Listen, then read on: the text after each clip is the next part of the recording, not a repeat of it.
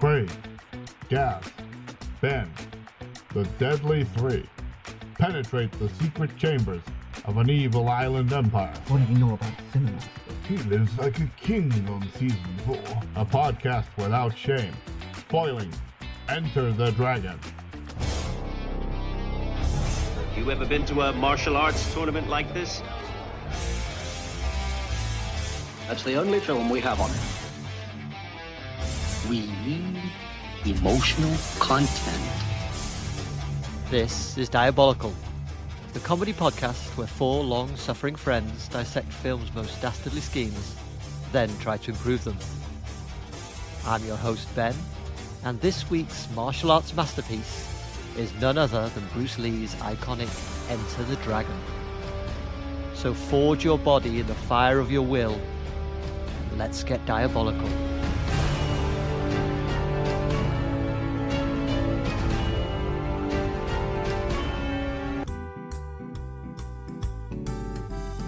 Who will win the diabolical crown? Listen to their jokes, hear them throw down. Heads are nodding, peril pals exclaim. Will it be Craig? Could it be Gaz? Can they be outdone? Can they be topped? Which ones will laugh? Which ones will sing? But most important of all, which ones can scheme? Oh, who will win the diabolical dream? The diabolical season 4 finale, yeah. Oh, very nice. Way too long. There's a bold rhyming structure. I wasn't sure I was following it the whole time. Also, I thought you said the most important thing, who of them can ski?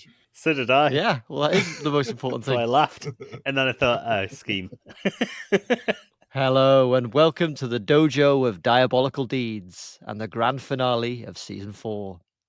As usual, I'm here with three deadly martial artists, otherwise known as a panel of peril. Please introduce yourselves and tell us your martial arts nickname. And we'll start with the reigning champion, the Cinemaster. Hello.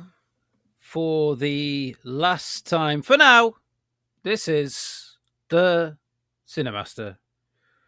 And my martial arts name, Hoo-cha, is the Shaolin Whispering Eye. Very nice. Whispering Eye? Yes. Where's that come from? Is that a fart euphemism? No.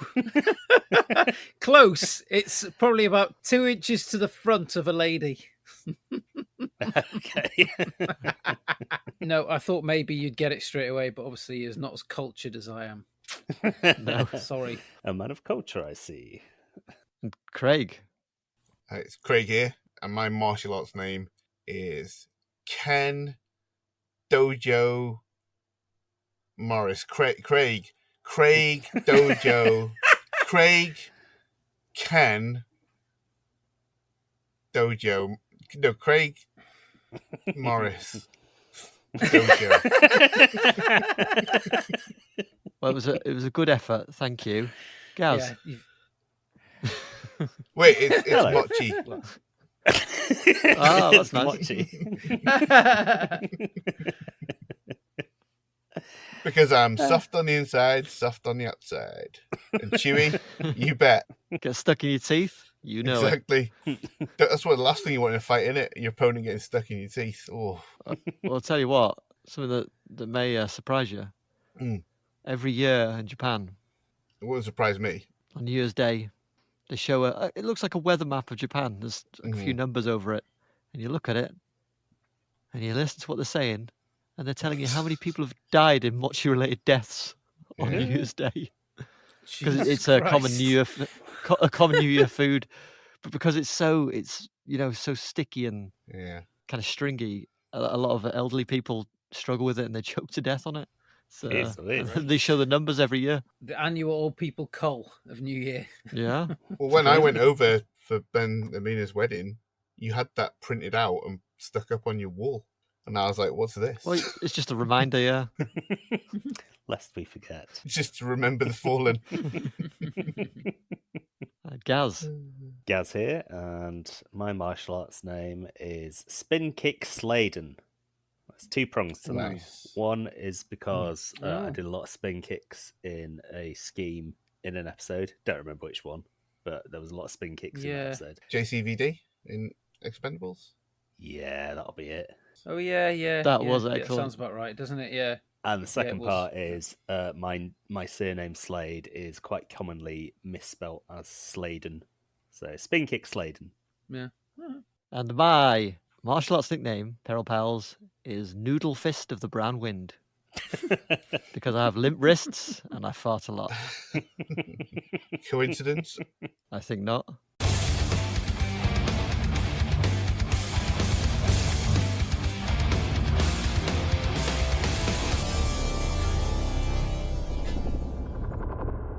Later, we'll be battling it out to see who can concoct the most diabolical scheme and earn those coveted peril points for our leaderboard. But first, let's high kick our way into this week's movie. Released in 1973, Enter the Dragon is not just a film, it's a cultural phenomenon. It was the final movie completed by Bruce Lee before his tragic death and has become one of the most lucrative films of all time. Since release, it has grossed an estimated $2 billion, adjusted for inflation, worldwide against a meager $850,000 budget, as well as launching Lee to posthumous superstardom and cementing his status as a martial arts legend.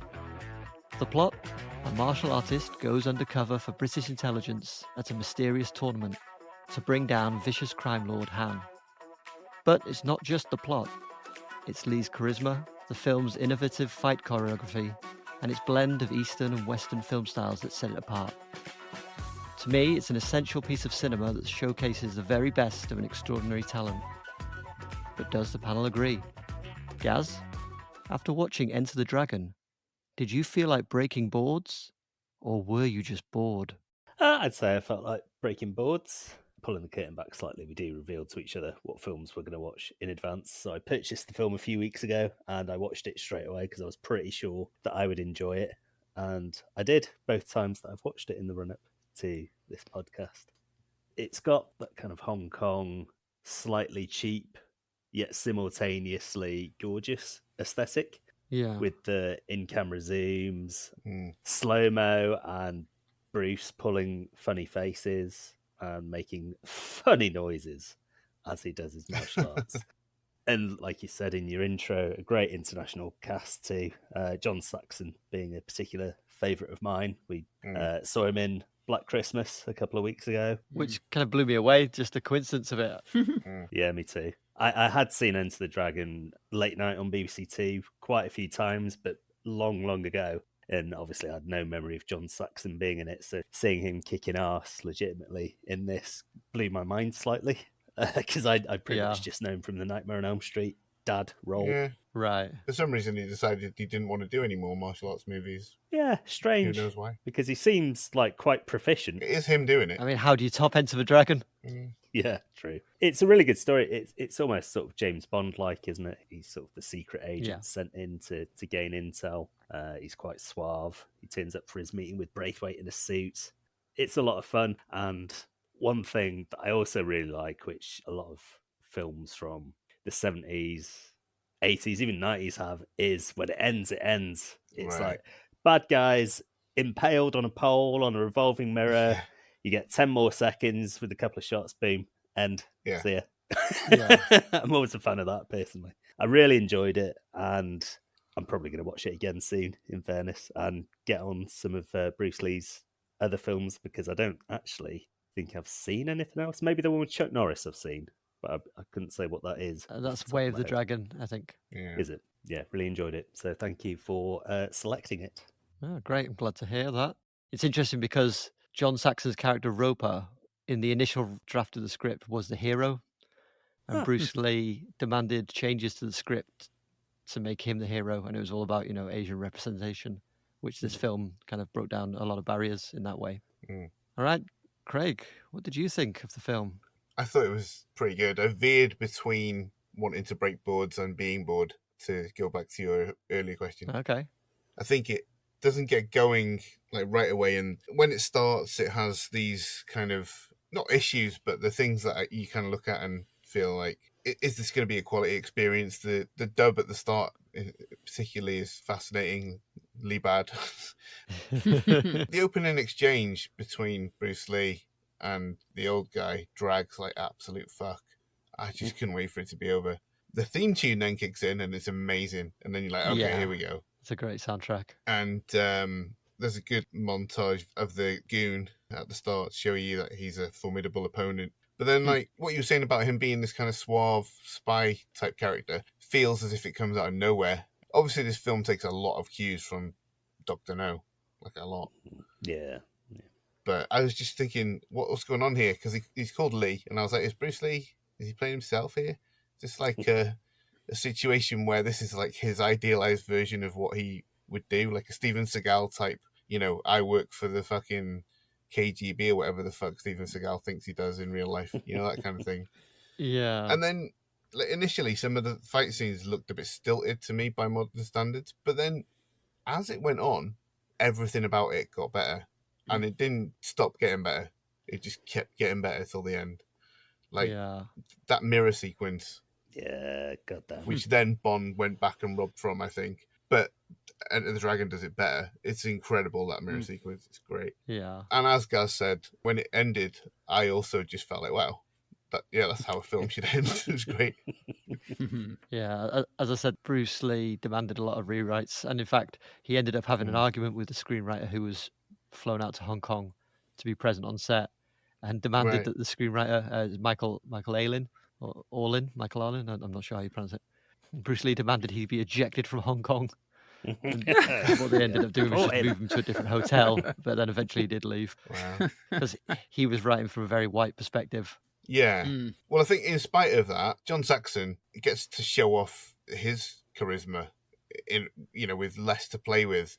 Instantly likable character, and really all the way through, I was just loving every second he was on screen. And the other guy as well, Williams, yeah, I thought he was great too. Really kind of entertaining mix of not hero type guys, because they were all like shaggers and blaggers, shaggers and blaggers. Yeah. A bit scoundrelly, weren't they? Not one of them was there for altruistic reasons. Even Lee was there for a vendetta, really. But they were like one of those classic teams, like the Dirty Dozen or the Seven Samurai, where some of them are questionable why they're there, but then it turns out they're all great in the end. Yeah. So Jim Kelly, who played Williams, that was his first ever role. You can believe that. What a guy! That guy, bags of charisma. Yeah, you can see that he's raw, and he's got a great throw. It's sad knowing that I'll never look that good. He was the coolest cat in town. Oh yeah, Cinemaster. What were your thoughts on the film? Yeah, I really enjoyed it. Again, this is one I haven't seen for probably 30 years, because I remember it being one of the late night films we taped. I didn't have any memory of it whatsoever. So I agree with Craig. It started off a bit slow, but as soon as it got into its rhythm, it just started gathering pace. I thought the fights are going to be a bit dated by now, but no, I was like, doing the oof, whoa, and then laughing as well at the fights, and all that was coming like you would in any film with loads of really complex fight sequences and things like that. It was just non-stop, really. I loved Han. I thought he was very much in like a Christopher Lee type baddie, the way he projected his voice and stuff like that. And he was just like a likable bad guy, you know what I mean? He was like, you're drawn to him, and he had all the elements of being a real baddie. Especially when towards the end you see William strung up and you're like, holy shit. that's pretty, even for, now I was like, wow, that's quite, that's a big trait of a real bad guy. Yeah. And then there was Bruce Lee, and I just thought, what an absolute tragedy that he didn't live to see the 1980s and become the biggest action star there is, I think. Because I drew parallels with him. And I thought he's much like Schwarzenegger was at the start of his career. He was he wasn't the finished article, but you couldn't help but go, Jesus Christ, Yeah. this guy's got something. And I was just thinking the whole way through it, because that hangs over the film, obviously it does. Yeah. And I just thought, what an absolute tragedy. We never saw him with the likes of Stallone or Schwarzenegger, Jean-Claude Van Damme or Jackie Chan or any of them. It would have been incredible. Got to say, I really enjoyed this film, and I shall be searching for it on Blu-ray and see if I can find it on for a reasonable price somewhere. I got it for about £3 on Blu-ray. Ooh, Interesting parallel Schwarzenegger there, because you sense about Bruce Lee as well. The similar to Arnold, he's not purely physical. He's also like an incredibly savvy guy who understood Yeah. where to take his own career better than the studios did. mm-hmm. And I think you would have seen more of that from him. Yeah. You know, as his star was in the ascendant. So I think you're right. Yeah. I think he would have been huge in the 80s. Oh, Yeah. So this film was released, I think, weeks after his death. He died at the age of 32, and Mental. it was they say it was a brain aneurysm. Mm. It was perhaps connected to a reaction to a painkiller. Mm. So it was a really sad and sudden death. Yeah. So not a ghost like it says in Dragon, the Bruce Lee story then. Is it the Phantom? Is that what that character's called? Yeah, something like that, yeah. In the purple armour? One other thing I'd say about the film is at times it feels like it kind of is one of those films that was saved in the edit. But then there are other times, like Lee's chat with Mei Ling, where the editing is nauseating. Like, it's so bad. Your sense of orientation is completely fucked. I doubt that's intentional. It seems like they did some reshoots and they didn't match them. But then other times, like when you get the establishing shot of the island and it's like full of people practicing like karate moves, that's the sense of scale on yeah. that. For a Yeah. budget of that that's- size is Yeah. astonishing. It is incredible, that, yeah. Well, there'll be a little bit more on that later, but I'll save that one for now. You mentioned Bruce Lee being savvy and understanding what his career needed. And that's interesting because this film came about after, obviously, Bruce Lee had left America after he was in talks to star in what would eventually become the TV show Kung Fu, starring David Carradine. Yeah. And he was part of the development, and then he was shunned at the end because obviously he was Asian. And then he moved back to Hong Kong, and I think in the space of 2 years made 3 movies. What, Big Boss, Fist of Fury, maybe Way of the Dragon as well. I might be getting those wrong, but he made about 3 movies in the space of 2 years. Yeah. And he became a huge star in Hong Kong. And that's when the studios, who had kept in touch with him, said, we've got to make a movie with this guy. And they approached his film production studio, I think it's Raymond Chow Studios, and collaborated. And that's where it became the first Hong Kong and Hollywood collaboration. Right. I mean, that is a hell of a legacy on its own. Yeah. Before I ask you for your highlights and favourite lines, we're going to have a little quiz I'm calling Game of Jeopardy. I have several categories for you containing questions related to Enter the Dragon. You'll each get a chance to pick a category and answer a question. The categories are Extra, extra, read all about it. Ouch, that hurts. Ouch, that hurts again. And all play. Cinemaster, pick a category. I'll have extra, extra, read all about it, please. All right. Well, as we mentioned earlier, the scenes on the island, they look very large scale, and that's because they had over 400 extras. Some clearly more advanced in karate than others. Yes. Yeah. And Yeah. battles that began as acting would often escalate into real life clashes. Oh, But Christ. why? Were they gang members that had been recruited to star in the film or something like that, and then they were sort of put in the same places together, and then they just started kicking off? Exactly. So, Oh, according yes. to director Robert Clouse, the young men were members of rival Hong Kong gangs. Yeah. Jesus. Yeah. And when he wasn't Oh, needed man. elsewhere, Bruce Lee would hang out with these extras, many of whom decided to mock his supposed martial arts prowess. And Lee would laugh most of these jabs off, but sometimes a particularly insulting extra would offer a real challenge and had to be taught a lesson. And so Klaus, the director, said Bruce wouldn't move as their kicks would invariably fall short. but then he would lash out 2 or 3 times, not trying to kill the man, but trying to mark him. Yes. And he said he saw one fellow who didn't seem to have a mark on him after one exchange, but then he opened his mouth and it was full of blood. Good on him. I thought you were going to say Excellent work. his whole body separated in sections and he fell over in bits. Like, Oh, yeah. Colin Salmon in Resident Evil. His head slid off his shoulders. Teeth fell out like rain. All right, well done there, Cinemaster, for getting that right. Craig, would you like to pick a category? John, that hurts. Okay. So Lee suffered his share of injuries while making Enter the Dragon.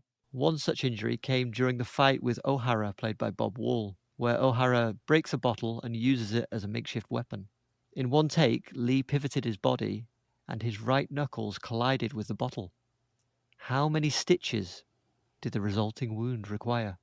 Well, it's either going to be so few that you'd be astonished, or so many you'd be astonished. I'm going to say 27. I'm afraid it was 12 stitches.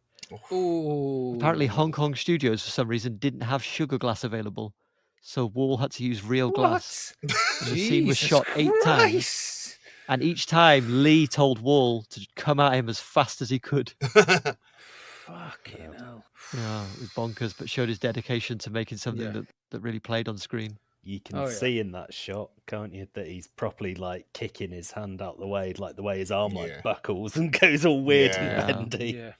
But yeah, they were very big on the realism in the fight scenes. Yeah. Right, Gaz, pick a category. The one that isn't free play. Ouch, that hurts again. That's the one. All right.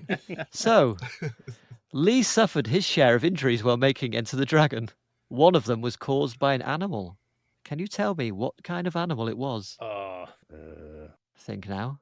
I don't remember any animals being in the film. Or can I buzz in if he doesn't get it? That's all play when you can buzz in. Buzz. Well, I'm going to have a guess. I'm just going to give that. You let him have a guess. I'm going to say a cockatoo pecked him on the eyeball and he was like, my eyeball. Ah. Is that it? Oh, you've got it. All right, let's move on to the next section. It's good, but it's not the one. Cinemaster, you were chiming in there. Yeah, was it a cobra? It was indeed. It was the cobra that was used in the scene where Lee's investigating the island after dark. The snake was purchased from a local shop in Hong Kong, and the filmmakers had been told that it would be defanged. And because it was a cobra, it was important that it looked like a cobra with its kind of signature hood. And so Lee would slap it on the head between takes in order to agitate it. And a few takes into shooting, the cobra figured out what he was doing and bit Lee's hand, revealing that it had not been defanged. But luckily it had been depoisoned. They took the venom sac out. Oh, yeah. Christ. He does that when he chucks it into the radio room, doesn't he? He smacks it on the head a couple of times. And throws it in. Exactly.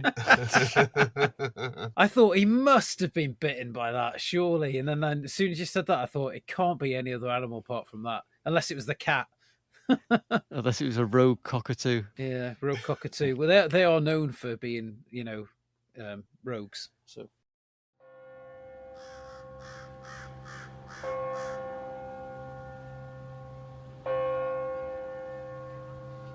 Cinemaster, I believe you like a cockatoo. Whoa! Hey, saucy. Now. All right, time for the all play. You're all going to have a chance to guess. How many mirrors were used to construct the set for the showdown scene between Lee and Han? It's quite a few. I'm going to say 8. I think it's going to be small. You think 8 mirrors? Okay. I'm going to say 27 mirrors. 72. Okay. Very conservative guesses. In fact, it was over 8,000 mirrors. Jesus. Fair dues. And apparently the room was incredibly disorientating. Yeah, I bet. I'm not surprised. The actors and camera operators couldn't stay in the room for more than 15 minutes before they'd get sick and have to take a break. Oh my God. Yeah. Have you ever been in a mirror maze? Yeah. Yes. Like the second I walked into one, I walked straight into a fucking mirror instantly. And yeah, Becky was pissing herself laughing at me. Insane how quickly it disorientated me. So the cinematographer, Gil Hubbs, he said that they had to physically touch people to make sure they were talking to the real person. Jeez. And Jesus they all Christ. walked into the mirrors. Even Bruce Lee walked into the mirrors, they said. It's making me feel dizzy just thinking about it. When I was watching it, I was thinking, this is a cut above The Man with the Golden Gun. Yeah. Well, it wasn't in the original script, that scene. It was added after they'd been, I think, to a restaurant that had a lot of mirrors, and they had a discussion saying, we've got to put something like this in the movie. And that's what they ended up doing. Struck by Inspirado. Yeah. I wonder where they got all the mirrors from then, and how much of the budget those mirrors swallowed up as well. 8,000 mirrors. Well, you got Mirrors of Us. There was mirrors, mirrors, mirrors. They're all down in the mirror district.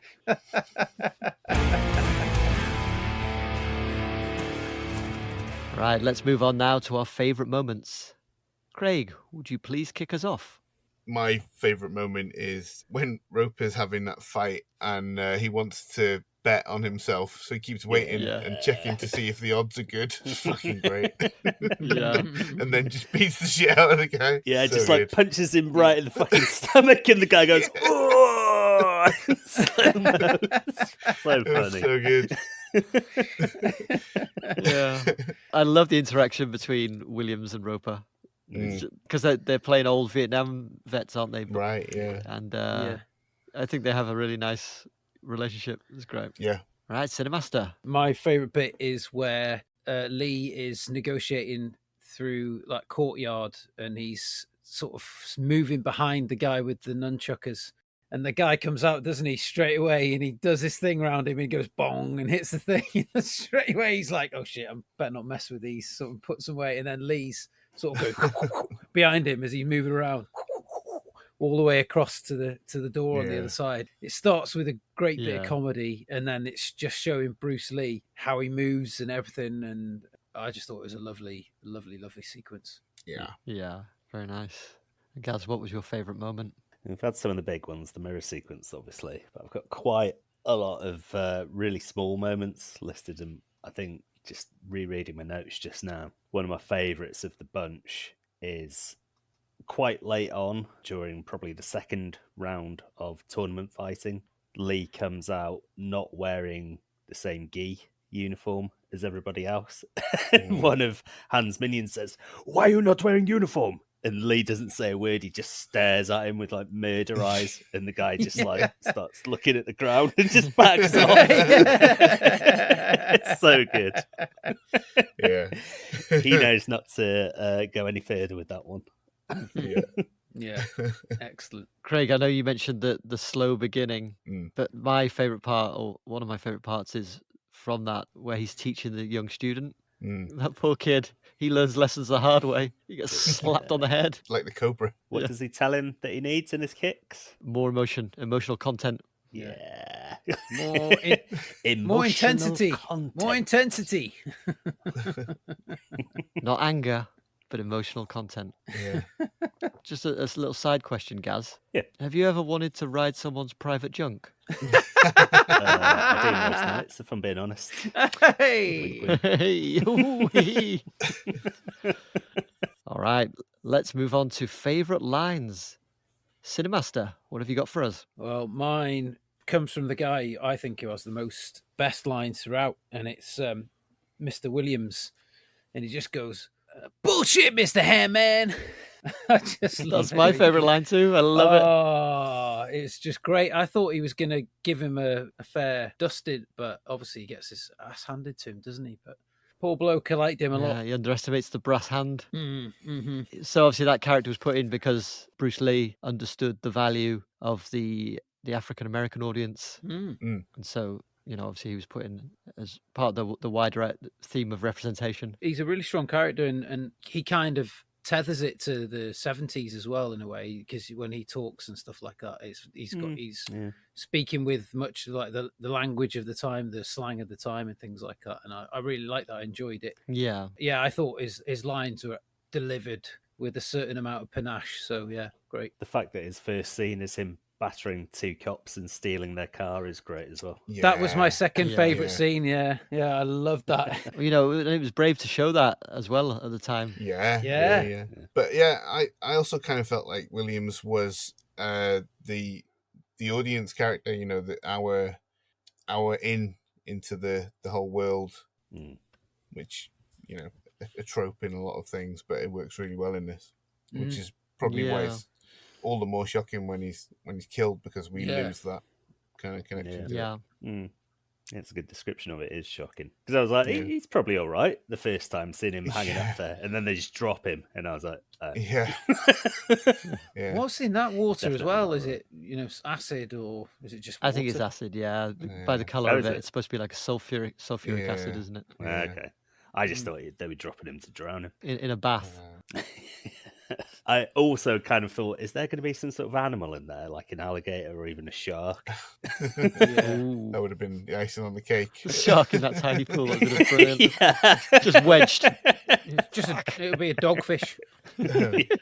Nibbling away at him for several weeks. Yeah. He's eating me piece by piece. Right, well, since you have the mic, Gaz, what was your favourite line? Well, surprise, surprise, it's another Williams line.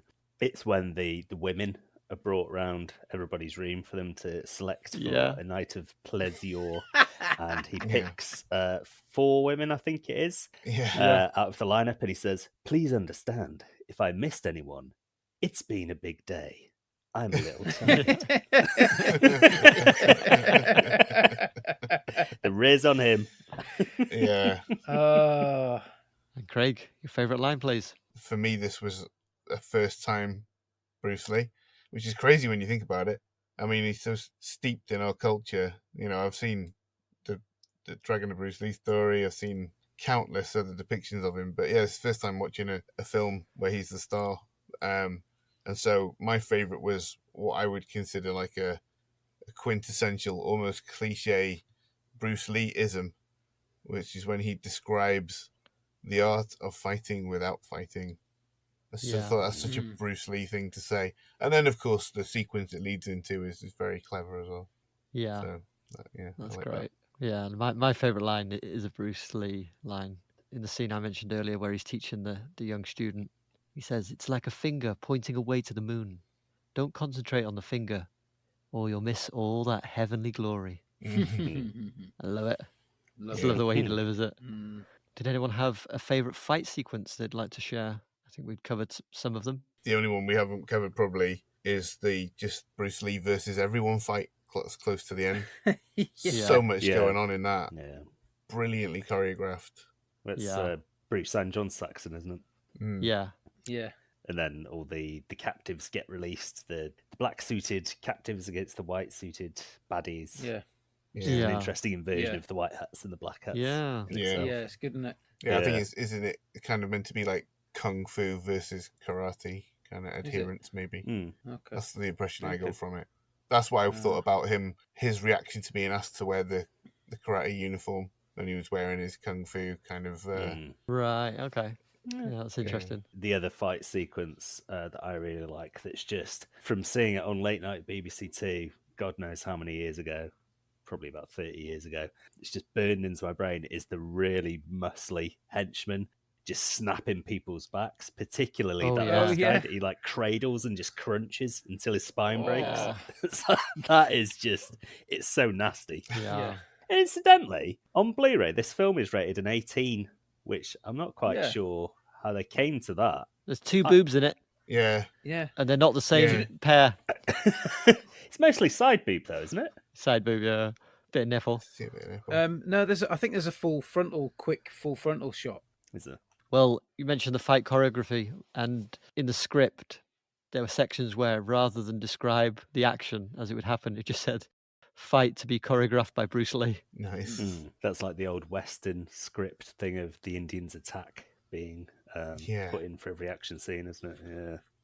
Yeah. Okay. I like the way Han at the end changed his hand into a block of kitchen knives right at the end. Oh, yeah.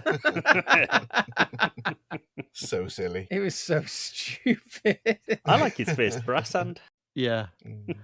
What I love about that last fight is that Han's hair he's so well coiffured all the way through, Yeah. and you see him kind of lose his cool and his I really like that. Gives a little bit Jack Charlton.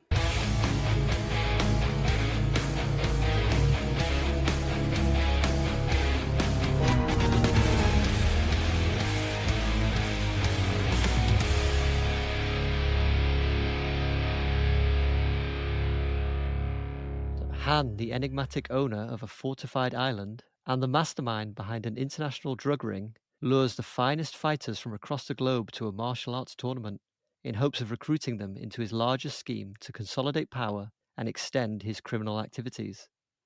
He is ruthless and cunning, employing surveillance, deception, and brute force to maintain control, and will stop at nothing to eliminate threats to his empire, engaging in a deadly game of cat and mouse with anyone who dares uncover his sinister operations. Gaz, what did you think of Han's plan? I don't think it's great.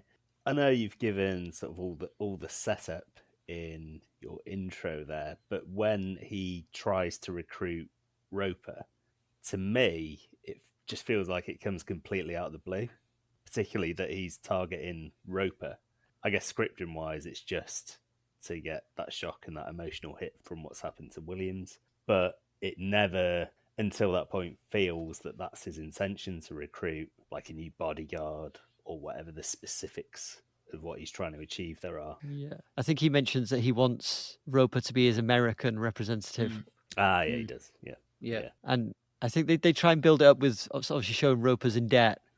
So that's how they lay the groundwork there. But I understand it does feel like it comes a little out of nowhere. Yeah, it's just like, oh, right, okay. The first time I watched it, I did not see that coming, and not in a big twist kind of way, and just that's what you were doing. So in that regard, not one of my favourite plans. Feels like up until that point, he just wants to kill everybody to train his actual recruits in Mortal Kombat, because he's Shang Tsung, isn't he? Basically. Yeah. Yeah. And Bison. Craig, what did you think of Han's plan? I agree with Gaz. I think a tournament is just not a reliable way to recruit people into your cult. You need to recruit people who are going to be kind of blindly following your cause. If you keep it open to any kind of Tom, Dick and Harry who can come in, eventually you're going to end up with 3 guys who come in who only really care about Crumpet and don't want to join your shitty army. What about you, Cinemaster? Yeah, I think Craig made a valid point there. I think most of the guys he's already recruited are just in it for the ass that he brings them, isn't he? Because he's got a lot of women there drugged up, and they're clearly chasing tail throughout, and they're not very loyal, as we see O'Hara not bothered. He does what he wants. So I think he does the classic villain thing of being complacent and also being egotistical. That he thinks he can't be touched because he's got all these baddies surrounding him and he's got all this power and training himself. But he doesn't think that Bruce is going to turn up, for one. But then he doesn't think he's going to turn up with somebody he can team up with. And ultimately, that's his undoing, isn't it? Yeah, I'd have to agree. I mean, he's invited those people. Like, they're obviously handpicked, which is very interesting, but he hasn't taken the time to investigate the kind of people they are. Maybe he saw Roper's debt and thought he had a nailed on success there, but yeah, I don't think he's planned it very well. And so I'm giving him 3 florets of that lovely Chinese takeout broccoli. Jailan. So good. But unfortunately, because of Han's lack of planning, there's not enough to go round. So one of us will have to go without a floret. Oh, man.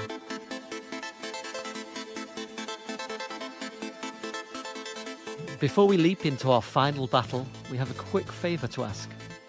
If you're enjoying our diabolical banter, please take a moment to hit subscribe and leave us a 5-star review on your listening platform of choice, but especially Apple. Your support helps us continue our quest for cinematic mastery without having to embark on dangerous undercover missions in mysterious island fortresses. Now it's time for the real showdown, where we compete to see who can concoct the most cunning scheme to earn those most illustrious peril points for our diabolical leaderboard. And remember, the Season 4 crown is at stake. You guys must be feeling pretty nervous, eh? I've won before. Take it or leave it. God, you must have butterflies doing backflips in your stomach right now. Not particularly bothered, to be honest. It'd be nice to win, but I'm not asked if I don't. I think it's been evident throughout from season 1 that you're not asked about.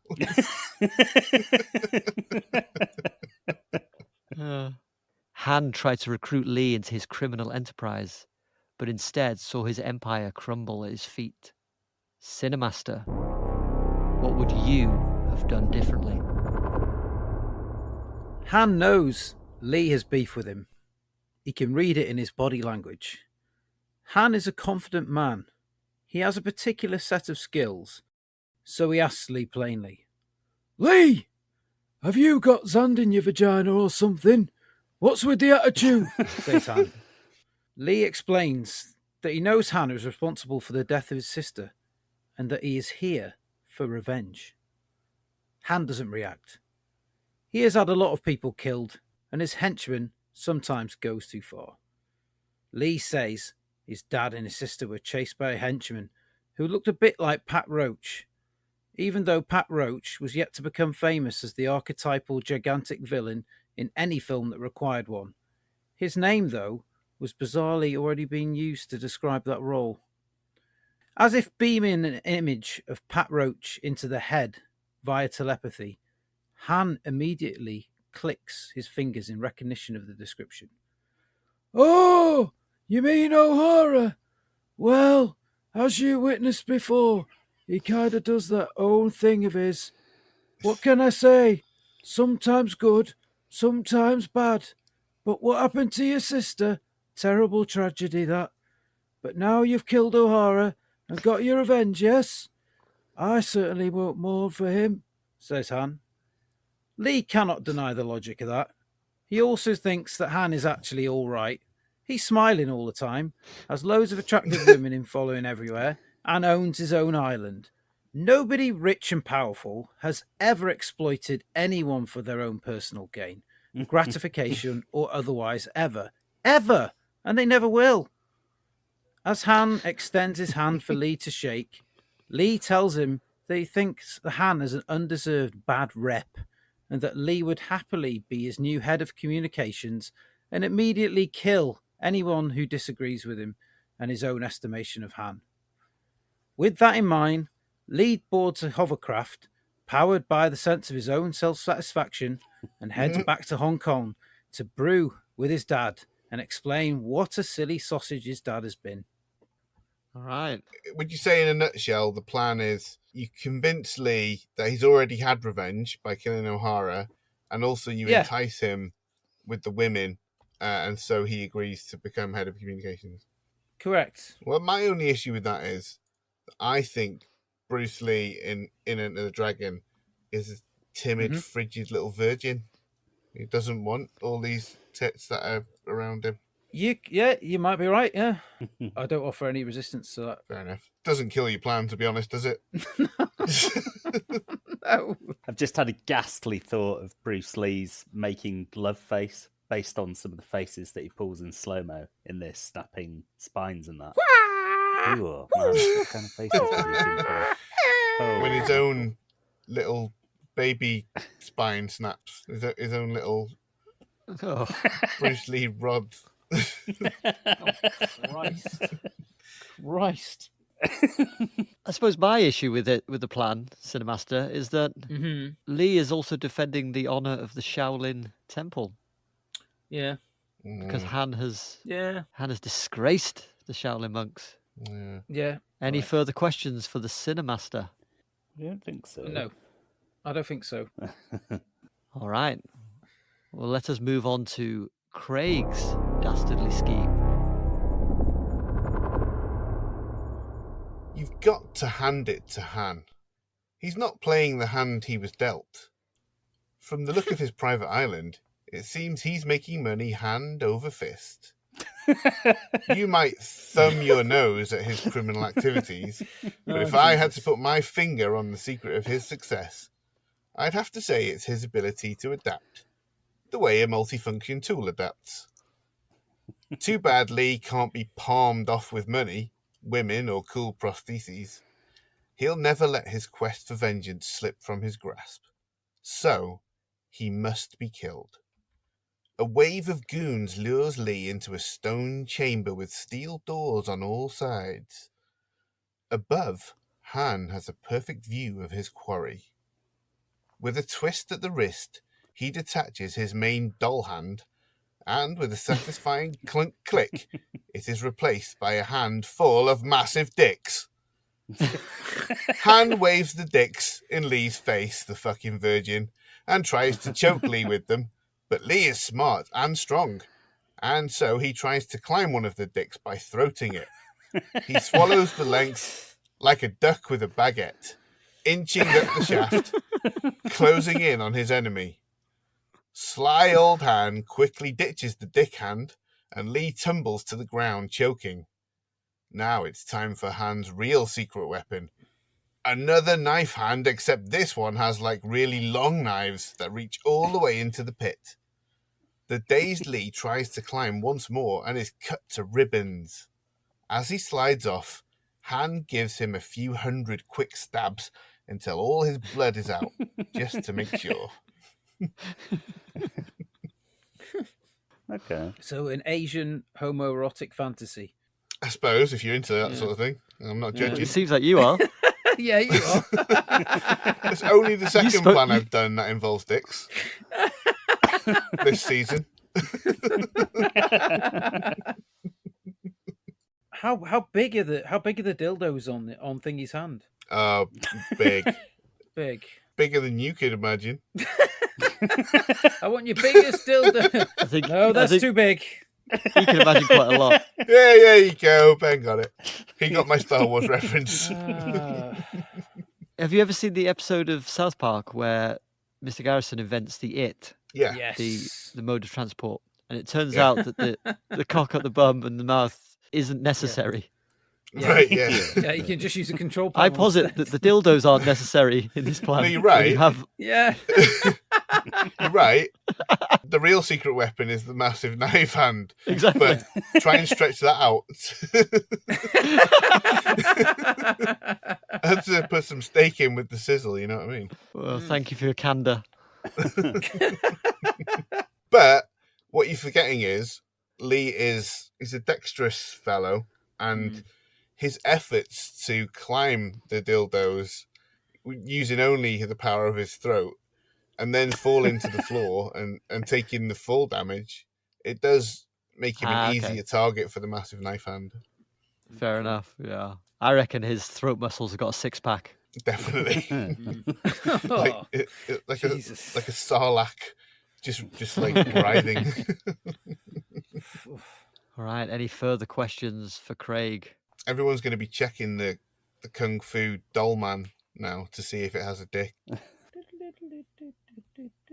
All right, then, Gaz, would you be so kind as to share your crafty concoction? I shall. I haven't read it back, so there's a chance it won't make any sense. But chance. That's all right. We've already had my Also, plan, so it's this fine. is going to win me a fancy nickname. You've taken an awfully slapdash approach to this, considering you could win your first ever title. Well, if it makes sense like I imagine it makes sense in my head, then let me tell you it's a winner. But it might not make sense. As a rogue Shaolin warlord, Han wants to recruit the best of the best of the best of the best of the best of the best of the best of the best of the best of the best of the best of the best of the best to his fledgling criminal empire with the explicit aim of becoming the best of the best of the best of criminal empires. That means he needs to recruit Lee, naturally. Any fighter who doesn't get hit even once during the course of a pretty strong field of chop socky tourney must be considered the best of the best of the best of the best of the best. In order to woo him over to the dark side of the law fence, Han firstly must negotiate the thorny issue of his bodyguard causing the death of Lee's beloved sister. Well, that one's simple. He can dress up one of the many other girls in his harem as Lee's sister and have her play the part. It's been at least 3 years since they've seen one another, and so Lee's memory is definitely hazy, definitely, as to his sister's facial features. Problem 1 solved. The next obstacle comes in the form of Lee being a bit of a flipping goody two-shoes. The way to get around a man's moral compass is, of course, with emotional content. Han has heard many a tale of Lee's demands for his pupils to bring the core of their own feelings to combat, art, and life as a holistic pursuit. In that spirit, Han invests heavily in a 1970s 8mm home video camera version of popular internet channel The Dodo. He beams short films into Lee's room showing poor, traumatised stray dogs being nursed back to health, baby otters being socialised with slightly older otters, and cats being taught how to groom themselves after their mothers have passed away. You don't get much more emotional content than that, and there is a little sting inserted at the end of each piece which sees Han frolicking with an animal, replete with a squeaky toy false hand attachment, and duly noting that the whole enterprise has been funded by Han Incorporated. By the time Lee infiltrates the Han Incorporated power station, he is metaphorically fattened up for the metaphorical kill. Han pleads his case for Lee to join the dark side, and he is powerless to resist due to all of the emotional content. His philosophy has hoisted him by his own petard. Okay. So essentially brainwashing him? Is that the main crux of the plan? I guess. Because I actually watch quite a lot of Dodo videos on Facebook. Me too. And once you start, you can't stop. And I imagine by this point, if like it started putting messages on the end, like kill your next door neighbor, I'd be like, yeah, I should. And so Lee would be introduced to his sister, who he assumed was dead. Yeah. Starts talking about memories past. Mm. What happens next? She'll blush and giggle, and she'll say, "Oh, you know," and things like that. Just brush things away, like, "Oh, yeah, those were the days." Oh, gee whiz. And oh, shucks.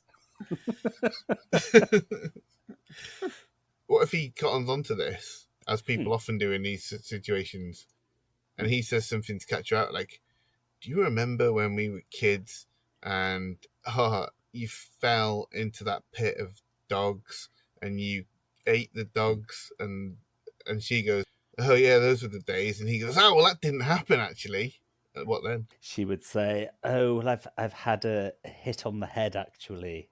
And so it's wiped out some memories and inserted some false memories, as happens when one takes a blow to the head.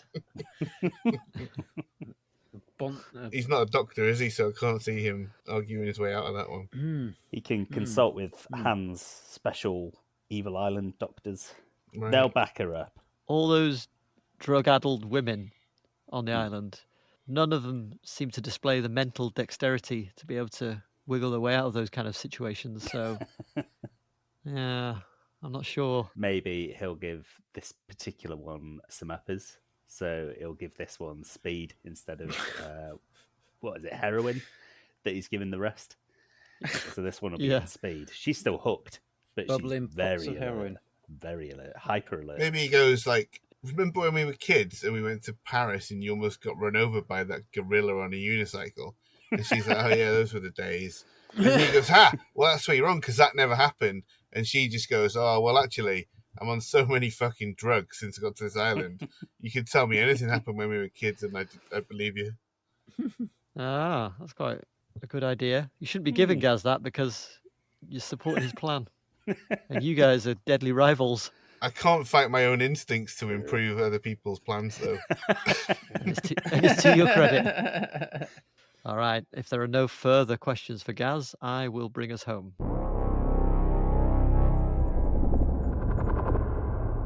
Han invites Lee to a dinner unlike any other, in the heart of his mazy island fortress, the Mirror Room.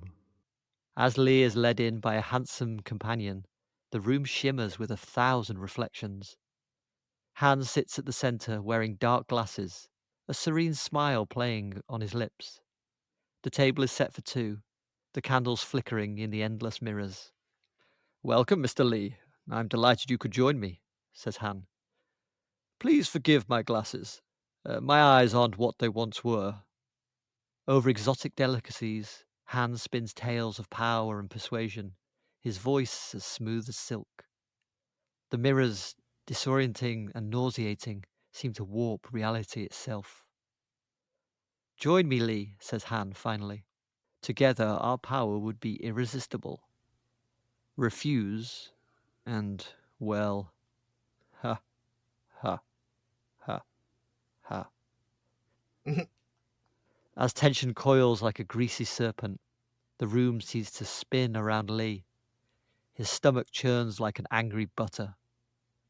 As Lee's face begins to pale, a new reflection appears. Chuck Norris. Han's newest henchman steps out from the mirrors, his presence imposing and inexplicably sensual. "You should have accepted that offer, Lee," he says. The room erupts into a ballet of fists and kicks. Norris and Lee locked in a fierce duel. Each strike is reflected 100-fold, creating a mesmerizing kaleidoscopic battle. With Lee's usual impeccable poise and balance affected by the mirror room, Norris's strikes land more and more frequently. Han, unaffected by the disorientating room, thanks to his snazzy shades, chips in a few well-timed rabbit punches with his brass hand. As the fight crescendos, Norris whips out his signature move, a spinning back heel kick that connects with Lee's temple, knocking him unconscious. When Lee wakes up, he's already dead. He's a spirit floating about a bit. He sees his earthly remains hanging above the acid pool just like William's, and below, Han is laughing the kind of laugh that only people who know they are free to continue to build their criminal empires can laugh. Chuck Norris is sat on a stool whittling wood into some mini nunchuck for his new pet lemur. What, is that at the end? Is that it? That is the end, yeah. That's such a weird ending. I was going to say, I was expecting. What's the name of his pet lemur? What, pet lemur? Why has he got pet lemur? Just happened. He got a pet lemur as a thank you from Han. Spur of the moment thing. What's the lemur's name? Leonard. No, he called him Mini Lee. in a tribute to the fallen, because he's quite an honourable man, Chuck Norris. I thought you were going to say in tribute to Austin Powers. So it's basically disorientate him in the mirror room and get Chuck Norris to batter him. Yeah, because Chuck Norris is a hard guy anyway, and one of Bruce Lee's closest battles in previous films. Yeah. So I think Chuck Norris would have the edge over him if Lee had been in the room for like 15 minutes and was starting to feel sick. Is this a character being portrayed by Chuck Norris or Chuck Norris himself? No, Chuck Norris has just been brought in, yeah. Okay, and what's he wearing? Cowboy hat. Okay, anything else? Or just that? No. Cowboy No. hat. To further make cowboy him hat. feel nauseous. Just a cowboy hat. Then I put it to you that he too should be disorientated by the mirrors. But he had his visor on his cap down over his eyes until the moment he stepped out. What cap? He said he was wearing a cowboy hat. Cowboy hat. Yeah, that's what I mean. The cowboy hat. Yeah, so the visor of his cowboy Oh, hat. the just visor on a back cowboy down. hat. Yeah, or Yeah. the brim. Just over his eyes. Brim. Oh, the brim. Okay. The brim. Yeah. The brim. I Yeah. thought you were suggesting that this was a cowboy hat with some kind of cool fucking pull down glass visor. Oh, that'd be excellent. Just the brim of the hat pulled over his eyes. Han had the cool shades. Bruce Lee had naked eyeballs. To quote a great man, he felt awfully queasy, listeners. Oh, he felt queasy. But Lee's already beaten Chuck Norris once. But is that And Chuck Norris wants revenge. okay? What are they having for dinner? Okay. Oh, exotic delicacies. Ooh, that sounds good. Like what? How exotic? Ooh, scorpion. I reckon Real exotic stuff. I reckon Space Raiders and Smash. Yeah. So it sounds like scorpions, Space Raiders, Smash, probably foods that Bruce Lee has never seen before. I reckon he's not going to be looking around at the mirrors and the candles. He's going to be squarely looking at his food going, Yeah. what the fuck is this? Like He's poking gonna be, holes what- in the Smash. What is this food I don't- of the future? The Shaolin monks love a bit of Smash. Yeah. Don't they also love a bit of discipline? I think he just closes his eyes or something. Nah. They- It's rude to dishonour your host. He knows that. Interesting.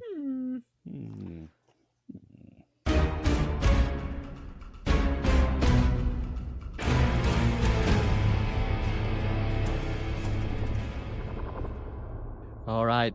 Well, after substantial cogitation, I can confirm that those schemes were absolutely diabolical. Now it's time to vote for our favourite. As a reminder, we had Adam. Ooh, not Adam. Sorry, you lovely looking gentleman. For the last time, yes, had the compliments. Cinemasters. Woo! We had the Cinemaster's Revenge Ruse. We had Craig's Deep Throat Deep Cover. Nice. We had Gaz's Emotional Manipulation. And my own Reflections of Deception. Remember, each vote is worth exactly 1 point for the diabolical leaderboard. No more, come on guys, but certainly no less. No less. This really is becoming one of the great catchphrases. I love it. I'd chant along with it at Wembley Stadium. I really would. All right, it's a big vote, gentlemen. Cinemaster as our reigning champion. Would you reveal who you have voted for? Our two contenders have lost out to the superior plan this week, I feel. And so I have voted for Ben. Ooh. I'll My take lord. that. And Ben, who have you voted for? Well, I felt a lot of pressure this week. A lot of pressure. And as much as I like the idea of Lee throwing his way up some dildos, I've gone with the plan that quoted a concept from the film, which is emotional content. I voted for Gaz. Yes. That was good use of emotional content, I gotta say. Yes. Neatly tied in there, wasn't it? Yeah. So Gaz, who have you voted for? Well, I have also gone for the person whom I thought made the best plan, Makes sense. which was the mirror room plan from Yes. Ben. Oh. Look at him clawing his way back up the shit ranks. To nowhere. Right there. It's too late now. Craig, who have you voted for? Well, I'm not as au fait as the rest of you with the powers of Chuck Norris, but did like the idea of the disorientation. Not as much as I like dodo films. Oh, wow. I also really like the idea that he would have a squeaky toy version of his hand, which Yeah, neatly that's- tied into the. Right away, I thought I've got to do something with his hand. Yeah. Yeah. It's ripe for parody. So Gaz, what has that done to the diabolical leaderboard? Tell us the season 4 final standings, please. Well, now, creaming the competition and creaming his pants is myself, as I have won the season with 24 points. Hey, congratulations. Congratulations. What's great is that you've made the rest of the scores an anticlimax by giving out the winner first. Good job. How shall I do it? Yeah, maybe do it reverse. Do I normally do it in reverse? I can't remember. Is that what we normally do? But this is the finale. No, it's the finale. So No, I mean, in the finales, do we normally go in reverse? Yeah, surely we I can't must. remember. So we should I do. don't It does remember. make sense. Uh, Go on, put a bit of Okay. tension in there for listener. Let's start again. So Gaz, what has that done to the diabolical leaderboard? Please share with us the season 4 final standings. Well, the final standings are bringing up the rear for the entire season, but ending with a respectable score of 16 points is Ben. Thank you. In third place with 18 points is outgoing champion, the Cinemaster. Congratulations. It was a hard-fought season. It was. Your moniker shall be fondly remembered and lamented, but your presence shall remain and celebrated. I'm going to get Galadriel to sing me a song later. In second place, with 22 points, is Al Craig. Oh, nice. And creaming the competition and creaming his pants with 24 points and taking the season is myself. Wow. Congratulations. It was a great battle between Craig and Gaz at the end.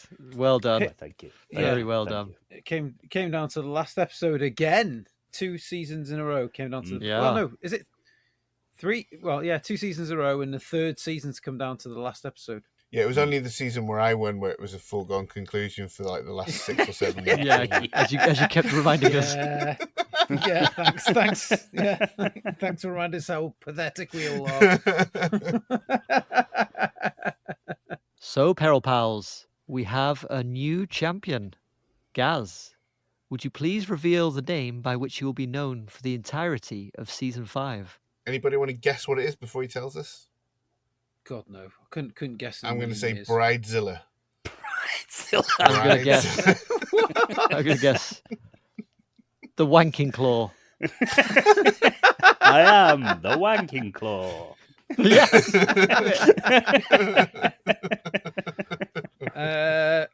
Bruce Campbell's left gonad. Ooh. I am Bruce Campbell's left gonad. I'm your host, Bruce Campbell's left gonad.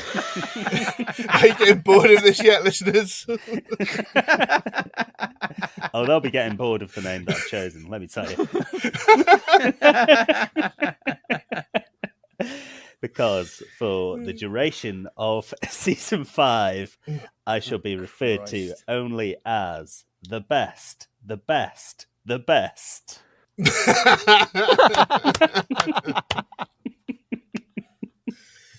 Oh, you bastard. The best. I forgot that was the other thing about the plan that I liked.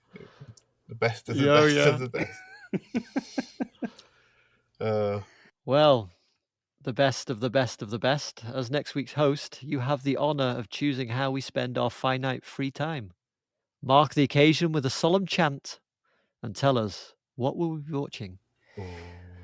Well, to open a brand new season, Season 5, we're going to be travelling through time and space back to 1965 to watch Doctor Who and the Daleks. Do, do, do.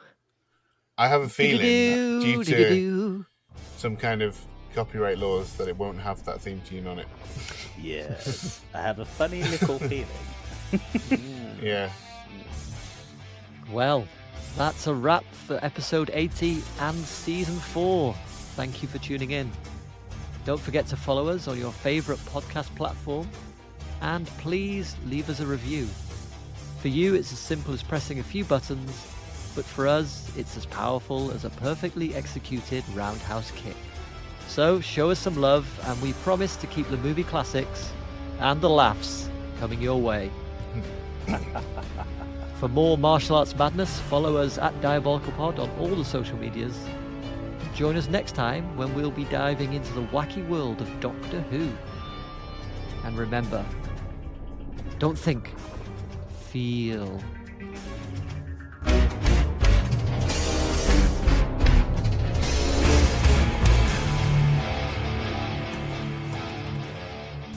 Wise words.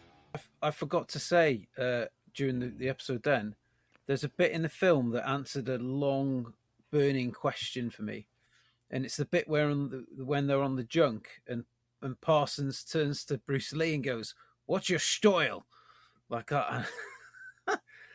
And I was like, that's why in the South Park episode with Mark Zuckerberg, he says style. Yeah, exactly. That's where it's fucking come from. And I was like, finally, I know. Dialysis king of Cheyenne, Wyoming. Puff the magic dragon, he lives by the sea. thought He we were gonna is a sing, big fat dragon, and he comes from Honolulu. Puff the magic dragon. He is a dragon, you see. He's called Puff, and he's a dragon. He's a dragon, you see. That's Puff the Magic Dragon. That's the only dragon-based song I could think of. How What about everybody was kung I'll fu be- fighting? I think we did that Those for another moves were movie, fast didn't we? as lightning. Yeah, I just Hoo, hoo-cha. Hoo-cha! But it Yeah, was a we did, little we bit did. I think frightening. Did we do it for Might have been Crouching Tiger. Yeah. Yeah. In the marmalade forest, between the make-believe trees, in a cottage cheese Alfie. cottage. The That'd be a racist racist dragon.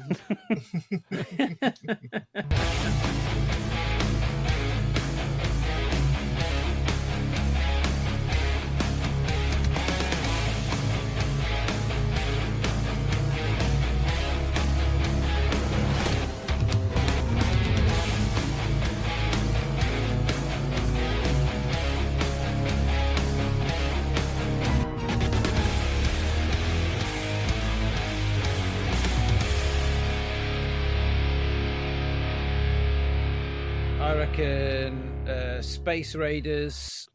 I used to love the pickled onion ones, but the beef ones, when you could find them, ooh, Oh yeah. ooh, Oh yeah. They Real were an good. exotic delicacy. Oh, exactly. yeah. Beef hula hoops, beef monster munch, beef space raiders, and roysters. They're all crack. Oysters. Yeah, Once you they're start- not around anymore, are they? Are they not? No, No, I I haven't haven't seen seen them them for for a many while. years. I bought some roysters from Iceland like a year ago. Try Iceland. You won't be disappointed, Okay. listeners. Okay. And in Iceland, if you're looking to sponsor a podcast, think It has nothing to do with food. Our Yeah. core values No. align with your own. That's what I'm saying. No, they don't. I found their frozen products to be subpar. Well, thanks for losing our fucking Delete that. sponsor already. I like the way you say, I find their frozen products to be subpar when that's like their 80% of their business. Yeah, I know. Yeah, exactly. A Yeah. company called Iceland. Yeah.